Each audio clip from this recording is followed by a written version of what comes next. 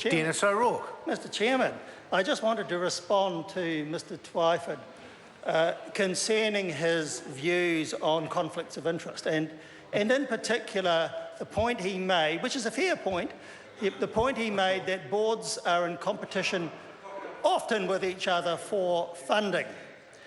But that doesn't mean there is any conflict of interest. So a particular person can, on one board, look at their needs and requirements for the coming year, decide what money they are going to apply for what reasons, put the best possible argument forward for that, then go to another board and do exactly the same thing, and there would be no conflict of interest. No conflict of interest. The only way there could be a potential conflict of interest would be for the person who's making the decision between those two applications. But that's not the case here. We're only talking about the people making the applications, not the person who's making the decision.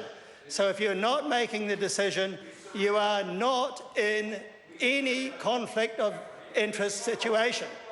So I'm very glad that Mr. Twyford put that reason up as the sole reason to justify the spurious conflict of interest argument, because in doing so he demonstrated clearly that the argument is vacuous and doesn't really work as an argument.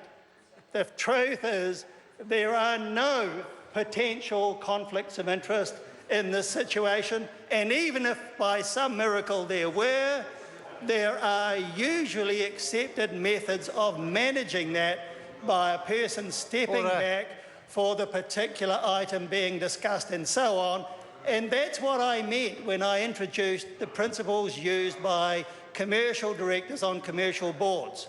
I didn't say, as Mr. Twyford maintained, that was an analogy. I said that members of commercial boards have ways of managing this professionally and acceptably, and if any conflict of interest situation ever arose, which actually it can't, but if it did, there are proper and good ways of managing that. This conflict of interest argument can never be a justification for this bill. Can never be, because it simply cannot happen. And I'd like to hear Mr. Naru explain how it could. And if he can't, well, why doesn't he withdraw the bill? Because I haven't heard him yet give any reason to justify this particular argument. And if that isn't the argument for it, then what is?